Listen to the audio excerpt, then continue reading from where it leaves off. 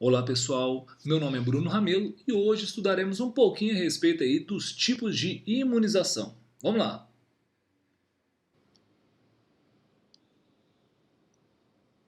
Então vamos lá. Imunização ativa. Imunização ativa é quando produzimos os anticorpos.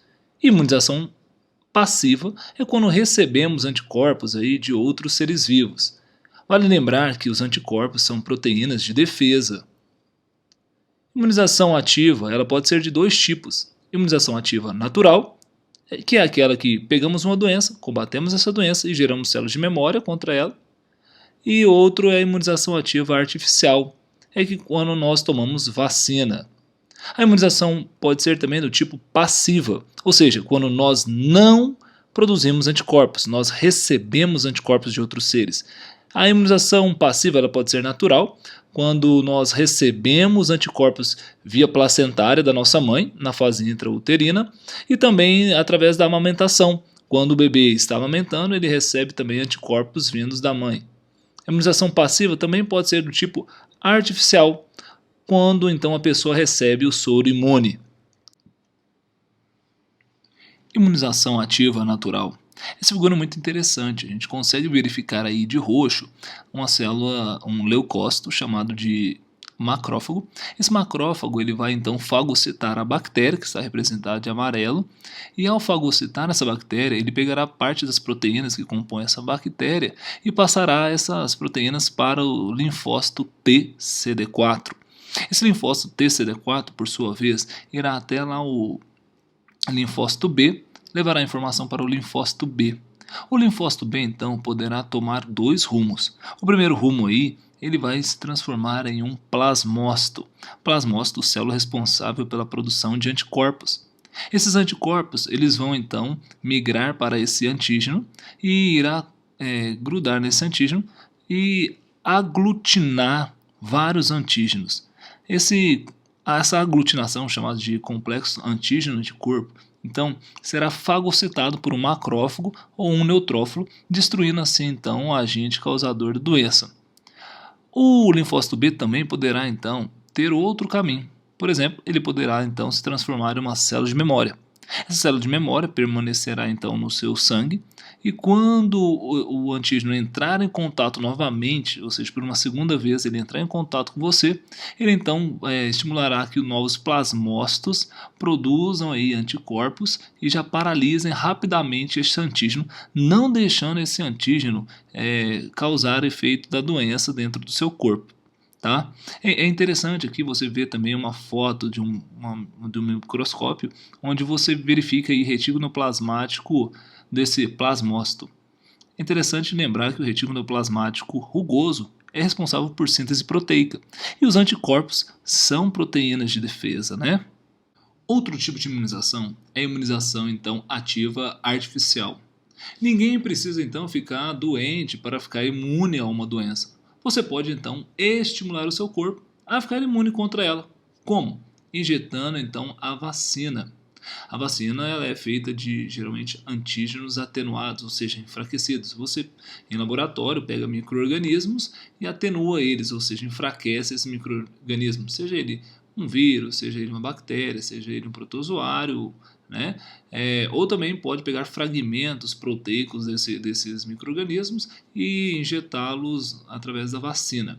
Então, a função da vacina é gerar uma resposta imunológica artificial em você e ao combater esses antígenos, você então produzirá células de memória. O interessante é produzir essas células de memória, porque quando você produz, você fica então imunizado para uma possível resposta quando novamente esse organismo entrar dentro de você. Então, como falei, imunização ativa artificial por meio da vacina. É interessante a gente verificar então uma foto aqui, onde você vê então a primeira inoculação do antígeno, ou seja, quando a pessoa recebeu a vacina. É possível verificar que para a produção de uma certa quantidade e bem pequena de anticorpos, você leva um tempo até grande, né, em torno de 7 a 10 dias para ter uma quantidade aí legal de anticorpos.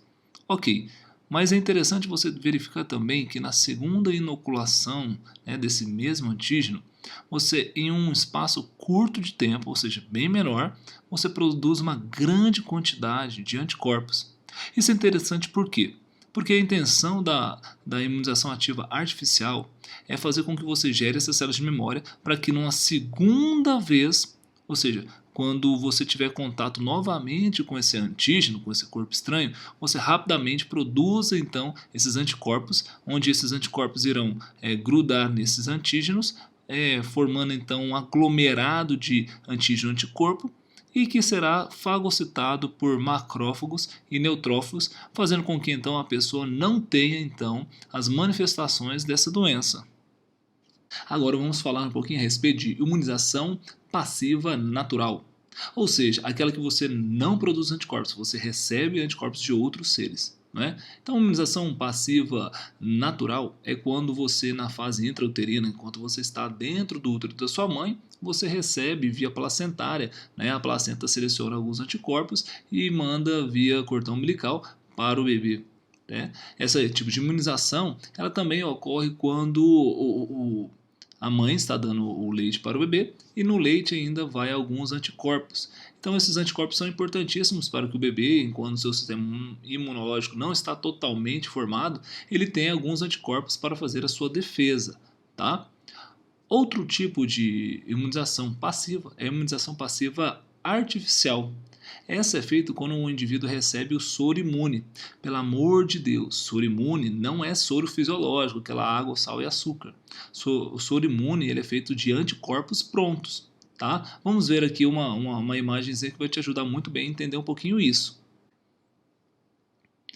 Então aqui nessa figura você consegue ver como é feito geralmente esses soros. Então pega-se um animal, principalmente o cavalo, né, e aplica sobre ele o antígeno que você deseja. Por exemplo, aqui, né, a gente está mostrando um pouquinho a respeito do soro antiofídico. Então pega um pouquinho do veneno, né, dessa cobra, aplica no cavalo.